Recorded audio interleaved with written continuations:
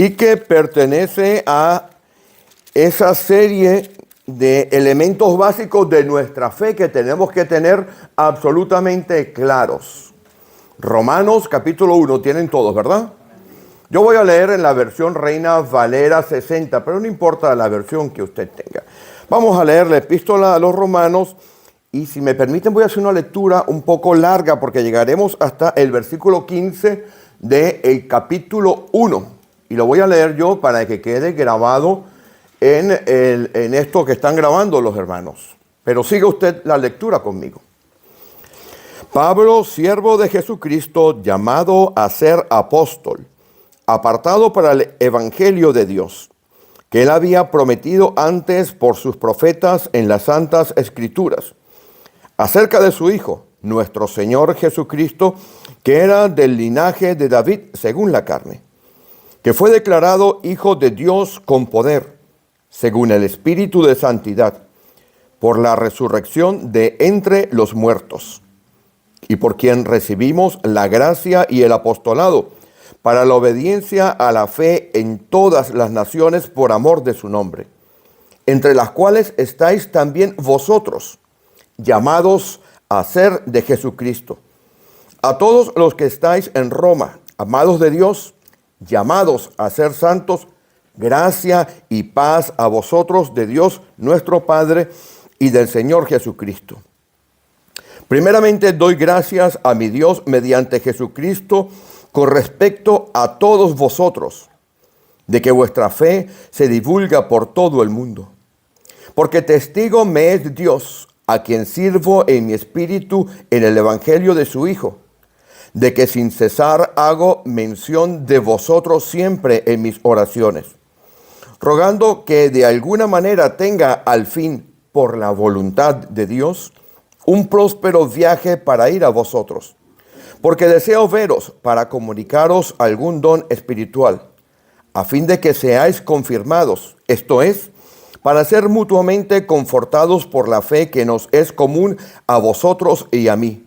Pero no quiero, hermanos, que ignoréis que muchas veces me he propuesto ir a vosotros, pero hasta ahora he sido estorbado, para tener también entre vosotros algún fruto como entre los demás gentiles, a griegos y a no griegos, a sabios y a no sabios, soy deudor. Así que, en cuanto a mí, pronto estoy a anunciaros el evangelio también a vosotros que estáis en Roma. Bendito Padre Celestial, cuando nos reunimos en tu presencia para leer tu santa palabra, para hablar de tus cosas, nuestro espíritu pide, Señor, que tu palabra sea revelada en nuestra vida. Oramos, Señor, que hoy, cuando nos reunimos como iglesia, la adoración sea para ti. La honra, la gloria única y exclusivamente para ti. Y que las meditaciones de nuestros corazones y los dichos de nuestras bocas siempre sean agradables a ti. En el nombre de Jesús. Amén. Pueden sentarse los hermanos.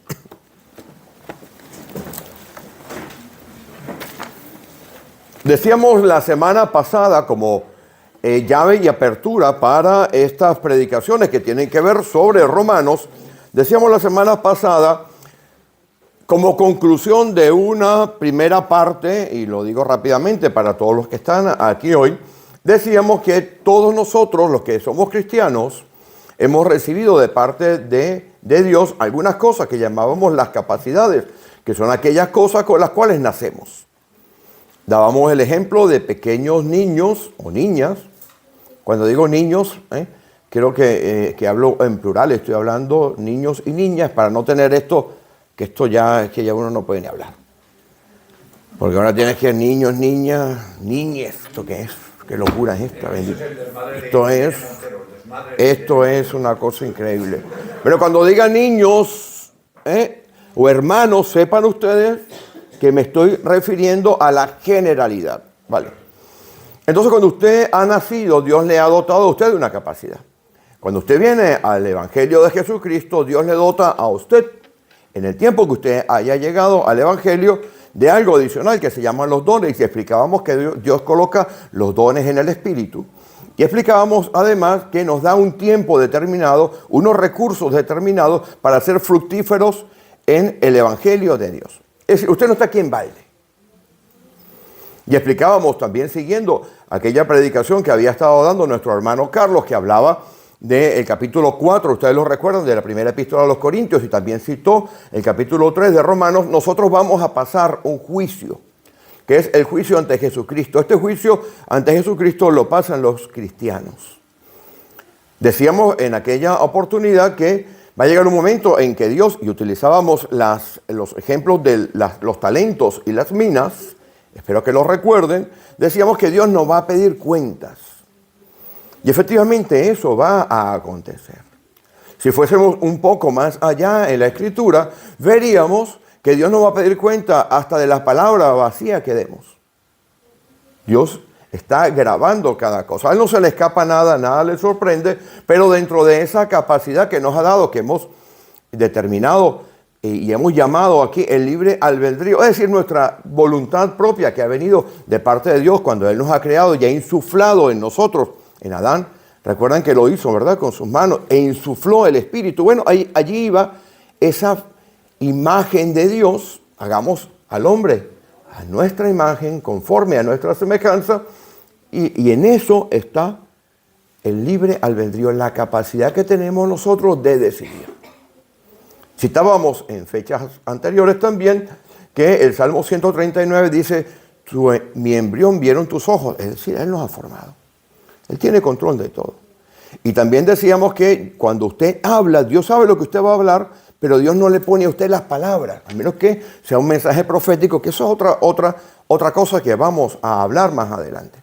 Y hoy, en esta epístola de los Romanos, quiero recordar que hablábamos lo que significaba la palabra doulos, siervo, que es traducido aquí como siervo, que no era más que esclavo. Y decíamos la semana anterior que un esclavo es aquella persona que tiene una descripción de cargo muy sencilla.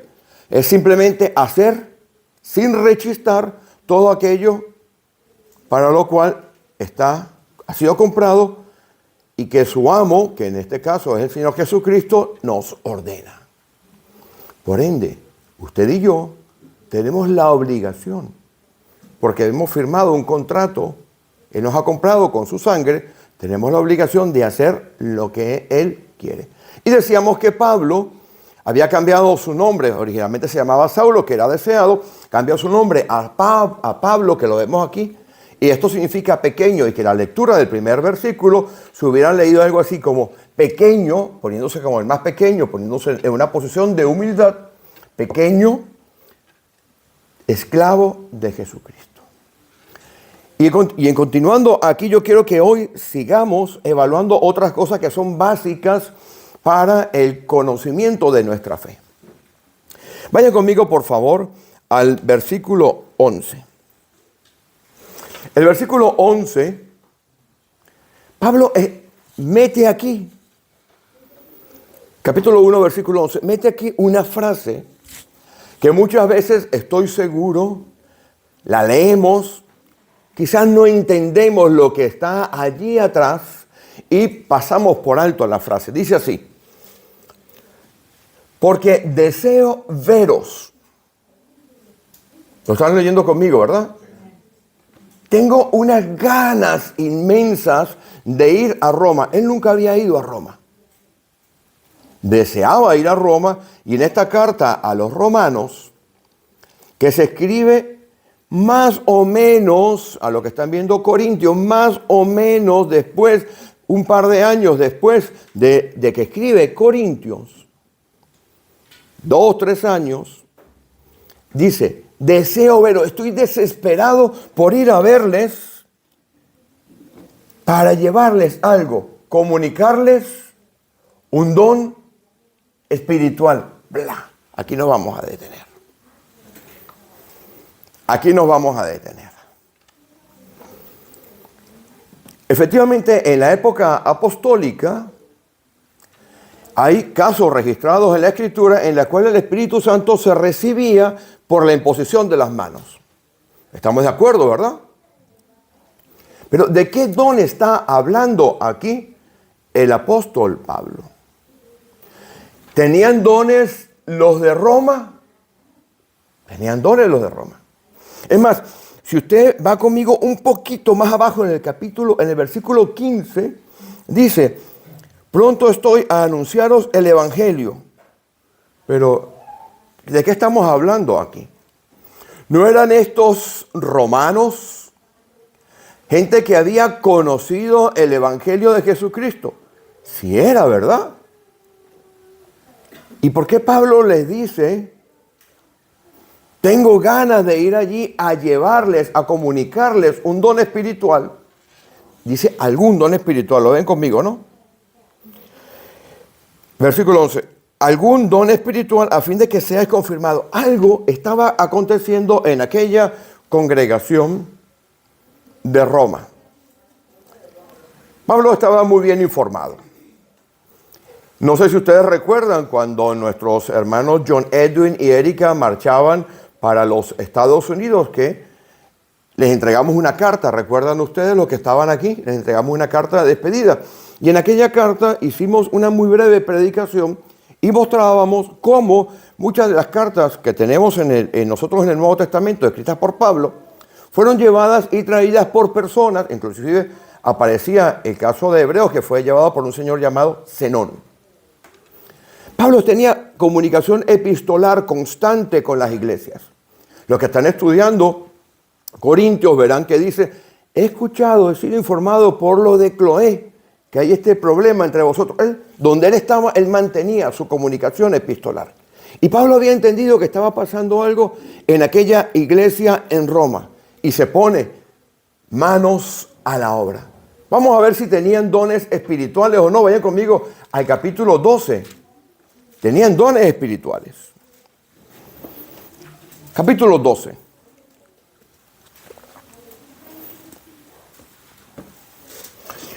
Observe el versículo 6 del capítulo 12.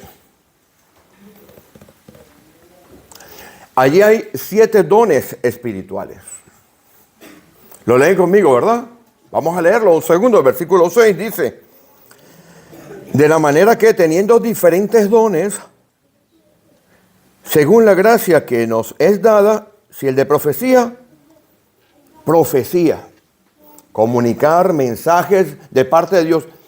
Quiero dejar alguna cosa absolutamente clara aquí hoy. Creo que como estamos dando esta serie de Romanos y uno de los cometidos de estas predicaciones es dejar establecidas las doctrinas básicas de nuestra fe.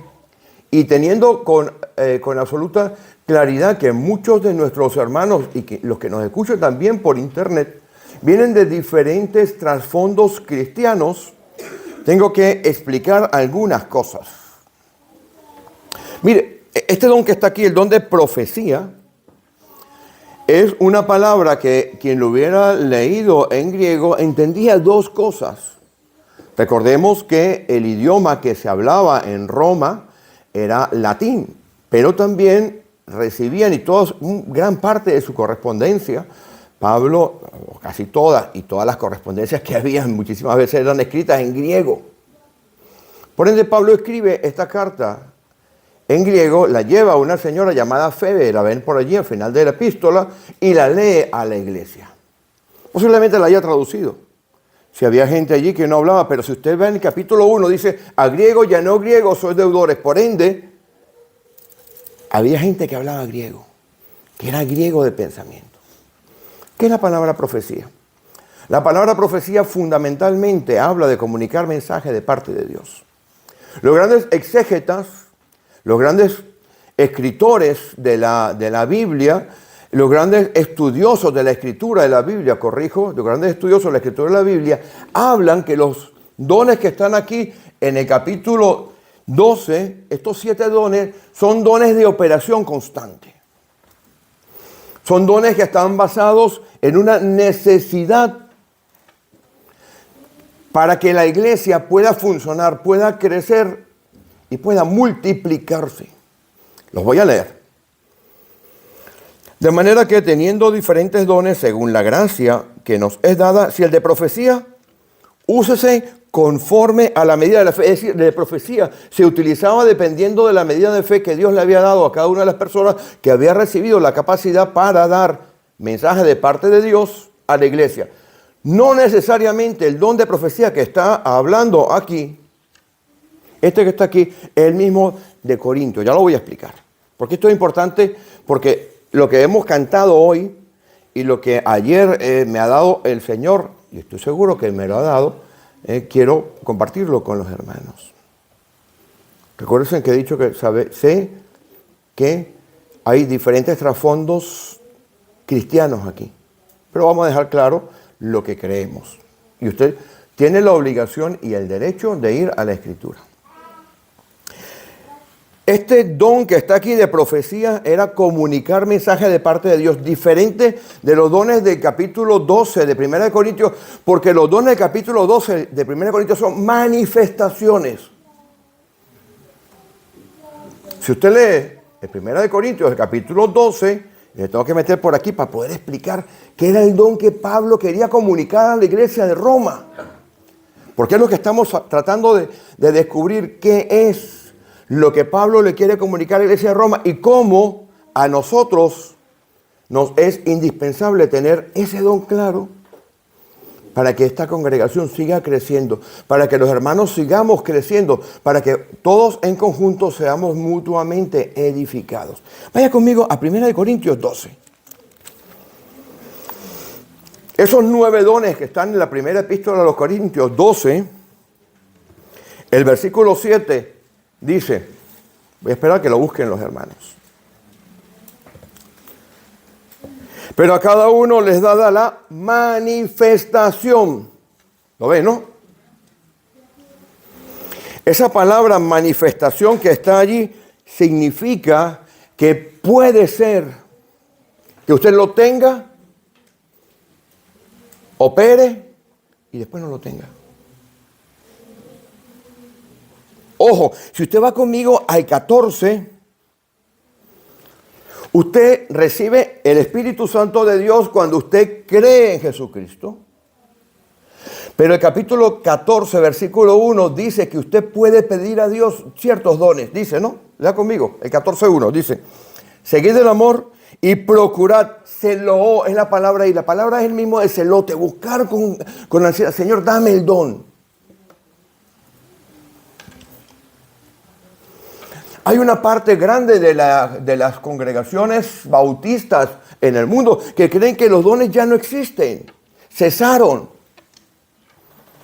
Pero nosotros creemos que Dios es soberano, dueño y señor de la iglesia. Y cuando Él quiere, pone los dones en operación. Y cuando Él no quiere, no los pone. Es más, hay iglesias, y nosotros estamos relacionados con varias iglesias, que vemos una iglesia bautista con dones operando, con manifestaciones espirituales como los dones de aquí, de 1 Corintios 12, y otra iglesia en la puerta de al lado, que funciona perfectamente bien, donde no se manifiesta ninguna clase de don. Usted puede pedir a Dios la manifestación del don, porque dice aquí, versículo 14, seguid el amor y procurar los dones espirituales. Pero sobre todo que profeticéis, ahora explicaremos, porque que profetiza edifica la iglesia, dice la Escritura, ¿no?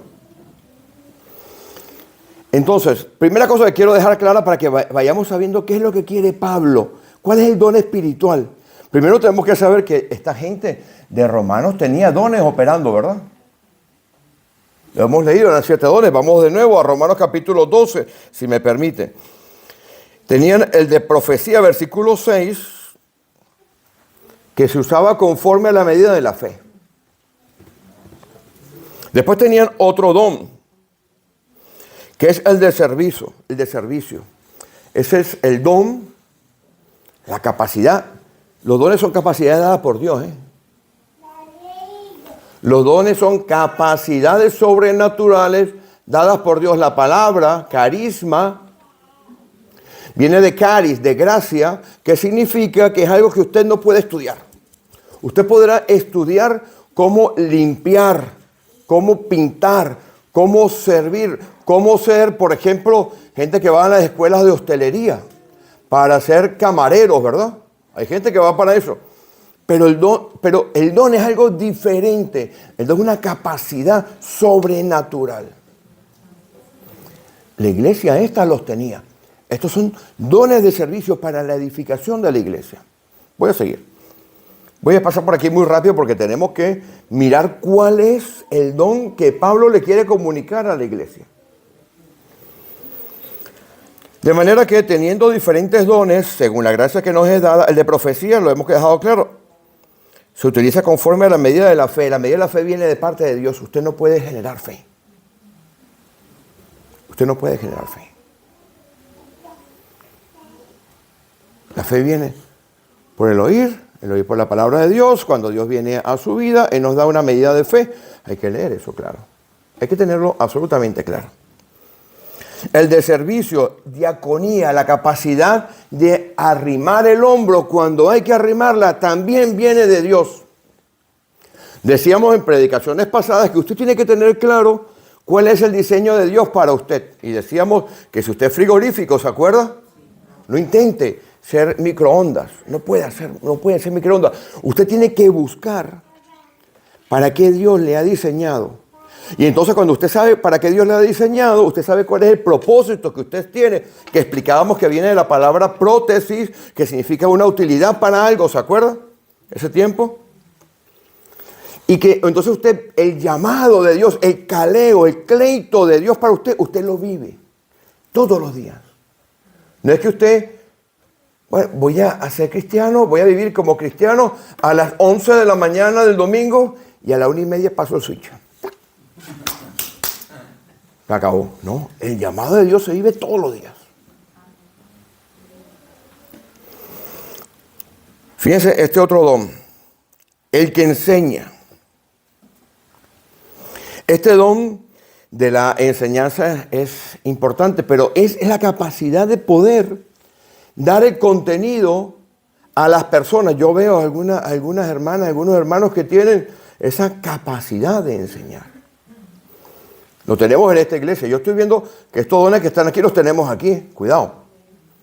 Analícelos conmigo y los verá aquí en funcionamiento.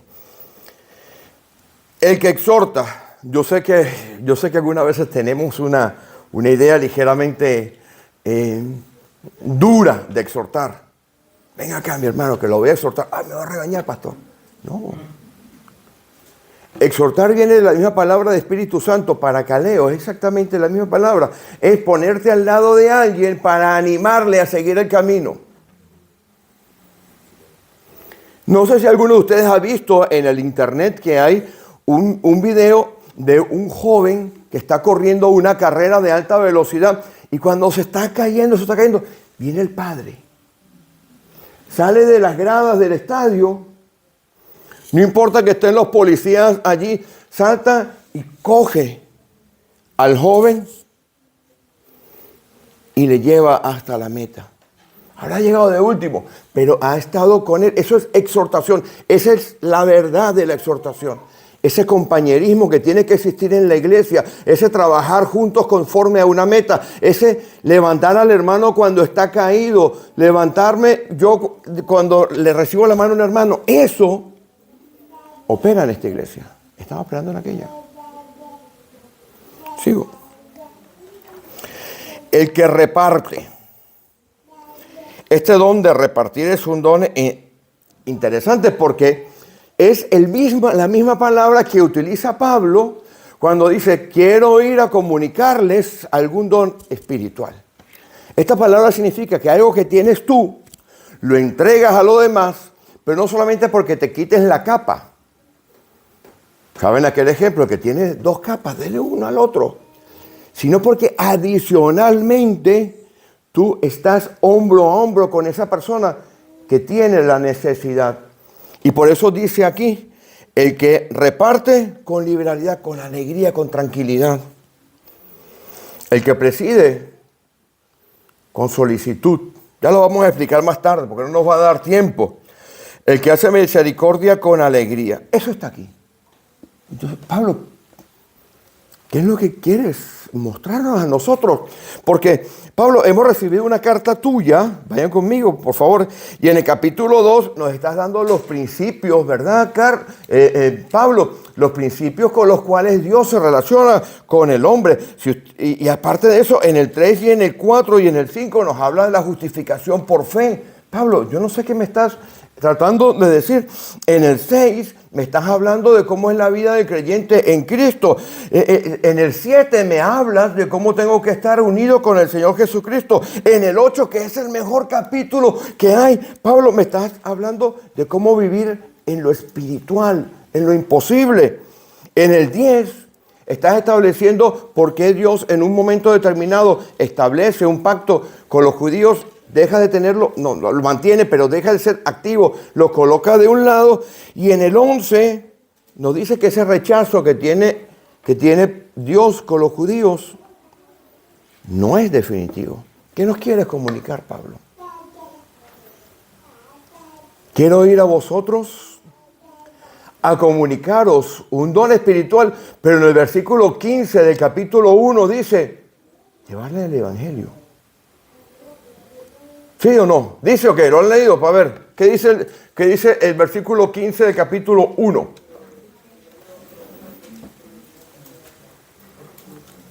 Así que en cuanto a mí, pronto estoy a anunciaros el evangelio también a vosotros que estáis en Roma.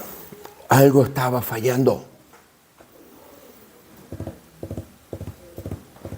Habían grietas internas en aquella congregación.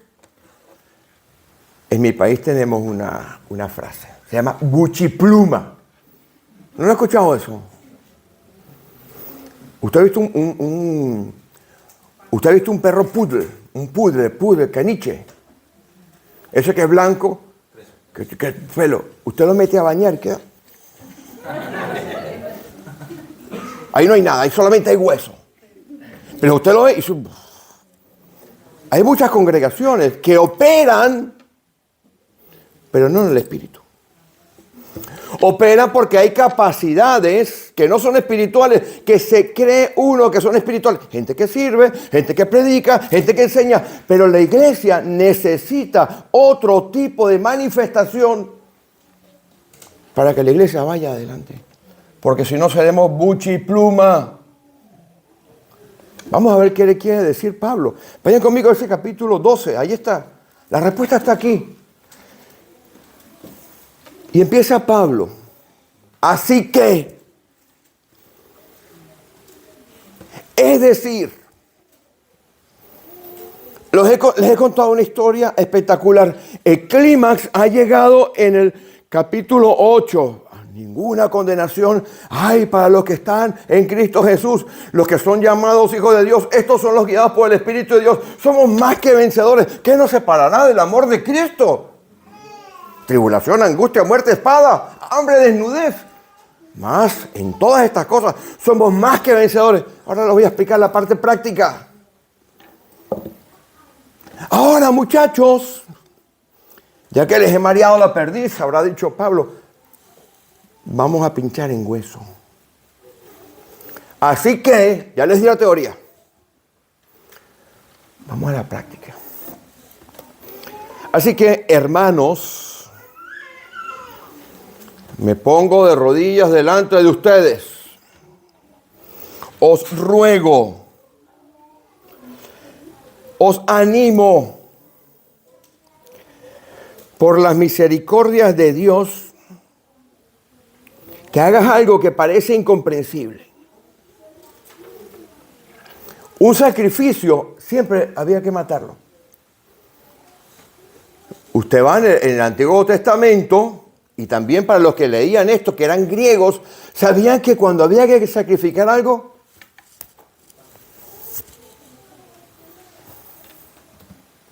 y Pablo le está diciendo algo contradictorio, un sacrificio vivo. Complicado. Los que leían esto, porque usted y yo leemos la Escritura y a veces no meditamos en ella por circunstancias, ¿no? A mí también me pasa que leo y no me doy cuenta, no me entero de la misa a la mitad, como dice. Hay momentos en los cuales uno se siente y dice, a ver, ¿qué está pasando aquí? Un sacrificio requiere la muerte. Y aquí Pablo está diciendo, sacrificio vivo, santo, agradable a Dios, que es nuestra manera lógica de servirte a ti. Por ahí hay una predicación en el internet de un hermano de esta congregación que predicó sobre estos versículos. Tienen que ir a verla, está en el YouTube de la iglesia. Dice el versículo 2, no os conforméis a este siglo, sino que transformaos por medio de la renovación de vuestro entendimiento. Es decir, la manera en la cual tienes que entender, tiene que cambiar. Es decir, tú tienes que entender que tienes un don, y esto es una constante en todas las cartas de Pablo. Es el amor. En 1 Corintios 13 nos los define, ¿verdad? Pero si usted va a las otras cartas de Pablo, usted verá cómo él va hablando del amor también y lo va sacando. Siga conmigo ahora un poquito más abajo. El versículo 9, Pablo mete el dedito en la llaga. ¿Sabes lo que mete el dedo en la llaga? Como cuando el Espíritu Santo habla a las iglesias y dice, yo conozco tus obras. Que haces esto, haces lo otro. Ay, pero tengo una cosa contra ti. Bueno, Pablo está haciendo aquí lo mismo. Esto es una figura retórica y espiritual. Le dice, oye muchachos, escucha, estás profetizando, estás comunicando, pero por tu carne. Me va entendiendo ahora, ¿no? Si lo leemos de abajo para arriba. Estás profetizando por tu carne porque eres inteligente, ¿sí? Te metes un puñal, como dicen aquí, en pollón, ¿no? Un caleitre, como dice en nuestro país. Es una maravilla, pero a la verdad, aquí no. Aquí falta chicha. Aquí falta carne. Estás sirviendo, pero para que te vean. Van conmigo, ¿no? Si usted coge este versículo 9 y lo utiliza como la llave para leer lo anterior, el versículo 6, estamos en problemas. ¿Por qué el amor es un don? Usted no había visto que el amor es un don. Lo explicábamos la semana pasada. El amor de Dios se llama, en el original, ese amor que usted ha escuchado, ágape. ¿Ha escuchado? Ya hemos hablado que tenemos varios tipos de amor, ¿no? Tenemos un amor que es el amor carnal. ¿Se acuerdan? Que yo hacía así para que a ustedes se les grabara el amor de la carne. Se llama eros. Pero sonó por ahí, no sé dónde sonó. Después tenemos otro amor que es el amor fraternal. El amor fileo. El eros en la carne, el fileo en el alma, porque usted puede que no tenga el Espíritu Santo, pero usted ama a su hermano de carne, lo quiere, ¿no? A su abuela, usted no va a ir a pegarle a su abuela con un palo. ¿Quién hace eso? Nadie. Porque tiene ese amor. Después tiene el amor estorges, que es un amor maternal también, y también se utiliza ese amor para un animal. ¿Cómo quiere uno animales? Pero hay un amor. Y Pablo le da una clave a esta gente, que ese amor está dentro de ellos, pero hay que ponerlo en operación. Romanos 5:5.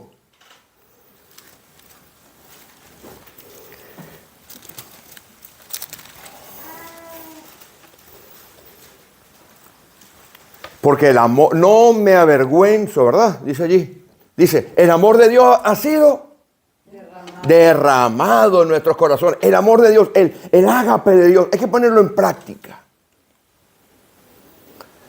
No voy a seguir en Romanos 12 porque quiero que lo veamos clarito en una carta que es la carta de los Colosenses. Vamos a los Colosenses, por favor, al capítulo 3. Porque mire, en la vida de usted y en la mía, tenemos un grupo de personas que intersectan con nuestra vida, y en la iglesia también.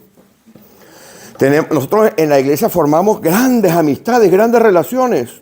Aquí intersecta la familia espiritual con la familia carnal. Aquí veo a Fátima con Carla, por ejemplo, ¿no? Son hermanas de carne, pero son hermanas en el espíritu.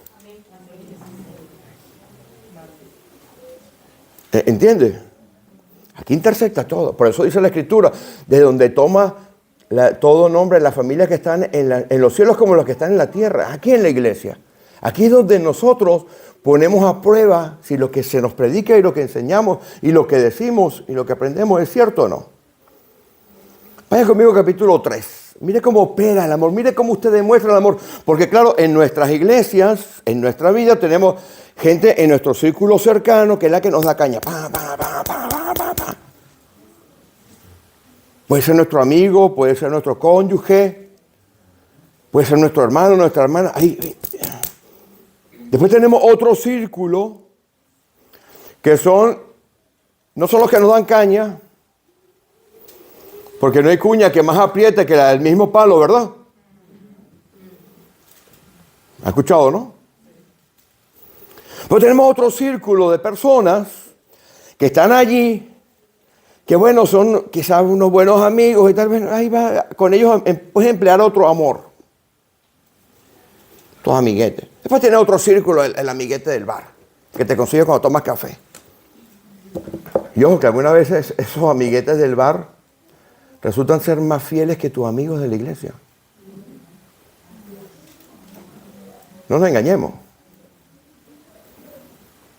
Usted va algunas veces, usted no sabe nada de esa persona. Está en su tercer círculo. Y usted llega ahí al bar, te pide el café y le cuenta que tengo este problema. Y esa gente le ayuda. Y dice, ¿y esto? Pues mira lo que nos enseña Pablo. Ese don que quería comunicar, quiero ir a comunicarle, porque el evangelio se basa en el amor. Quiero ir a enseñarles el evangelio. Pero ven acá, si yo soy cristiano, ¿qué me vas a enseñar? Mire, vaya conmigo, capítulo 3. Cuando yo me levanto por la mañana, capítulo 3, versículo 12, cuando yo me levanto por la mañana de lunes a viernes, yo no me pongo esta corbata. Ni esta bonita chaqueta, o americana, o paltó, como llaman en otros países, o saco. Yo me he visto con una franelita, una camiseta normal. Eso sí, me pongo todos los trapos que haya que ponerse, porque en mi casa la calefacción es muy malita. Pero aquí me manda a vestirme de una manera específica. Lea conmigo. Versículo 12. Mira cómo tiene que vestirse usted y yo para que esos dones que están en Romanos operen en la unción del Espíritu. Oído. Para que si usted pide a Dios, dice, buscad vivir, seguid el amor, dice 14.1, seguid el amor, ¿no? Dice, ¿no? ¿O me lo inventé? No, yo no me lo inventé, dice, seguid el amor. Y procurad, hay un orden allí, y procurad los dones mejores. Esa es la manera. Señor, yo quiero tener palabra de ciencia, palabra de sabiduría. Esos son dones que Dios te puede dar en un momento determinado, en su soberanía. Yo no puedo decir, no, eso ya se acabó. No, yo he visto esos dones operando. Dones de sanidades, los he visto operando. Escuche. Vestíos, ponte la ropita, muchachos, como gente que ha sido amada por Dios. Esa palabra, escogidos, que está allí, de Dios, es gente que Dios ha amado. ¿Se acuerda que hemos estado enseñando la predestinación, la preordenación? ¿Se acuerda? Y que usted responde, y cuando usted responde, salta dentro del vagón aquel y se sienta en la silla, y entonces todo empieza a tomar sentido. Pues mira, aquí está. Vestidos pues como escogidos de Dios, santos y amados. Ahora, mire esta cosita, qué belleza. De entrañable misericordia. Mire, yo tengo un problema. Que me emociono cuando me pongo aquí atrás. Y me extiendo. Pero me siento en la obligación de explicar esto. Misericordia es un dolor interno. Tenemos médicos aquí y ellos saben que hay una enfermedad que se llama cólico miserere. Padecimiento. Cólico. Pues mire, una entrañable misericordia que está aquí es algo que está dentro de usted que sale. Porque usted siente dolor por otra persona. De adentro. De allí, de la parte más entendible. La misericordia es, la palabra misericordia es cuando yo hago empatía. Yo veo, no es darle una moneda al pobre. Eso se llama limosna. Misericordia es que yo hago empatía con él. Siento su dolor y lo siento adentro de mí. Ay, la primera prenda que me tengo que poner. Vestido, ¿no? Como soy escogido por Dios, la primera prenda que me tengo que poner, mira cómo se parece a 1 Corintios 13, ¿no? ¿Puedes verlo conmigo? De entrañable misericordia, lo primero. Después de benignidad, benignidad es que yo siempre estoy inclinado a hacer lo bueno, siempre. Esa es la parte. No voy a ponerme a hablar del griego aquí, sino el significado. Siempre voy a estar inclinado a pensar lo bueno, a hacer lo bueno. Mi inclinación natural es hacer lo malo. El pecado está aquí. Mire, cuando usted habla, usted tiene una discusión con su esposa, con su esposo, con su amigo, con su amiga, la primera respuesta es la carne. Una gana de darte así. Es la primera respuesta de la carne. Oye, ¿tú sabes lo que significa poner la otra mejilla? Eso cuesta. Entonces, esa benignidad es que siempre voy a ir. Humildad. La humildad es entender mi propia pequeñez. Eso cuesta. Fíjense cómo me voy poniendo ropas, ¿no? Ya me puse mi ropa de que adentro de mí voy a hacer empatía con el resto. Vaya pensando por un momentico en 1 Corintios 13. ¿Se acuerda, no? Eso es en práctica. El amor se practica. El amor no es teoría. De entrañable misericordia, de benignidad, de humildad, de mansedumbre. Mire, mansedumbre es, como me decía, mi abuelita me decía, ay, tú eres muy llevadero. Entonces, ponte allí, me voy para allá. Ponte allí, yo me pongo allá. Eso es mansedumbre. La palabra de mansedumbre es una gentileza extrema. A veces nos cuesta ser mansos. No significa que usted sea, como dicen en algunos países, mensos. Manso es una gentileza extrema, que yo tengo cuidado en cada cosa que hago porque yo tengo que cuidar. Usted enseñaba que usted come carne y entonces, como come carne va a hacer que su hermano se sienta mal. Bueno, eso que está allí es esto, esa mansedumbre. Fíjese la cantidad de ropa que tengo que poner. Chaqueta, corbata, ¿verdad? Camiseta, camisa. Mire, sigo. Vamos terminando, sigo. De paciencia. Paciencia es la capacidad que tengo de aguantar la adversidad sin dar una respuesta equivocada.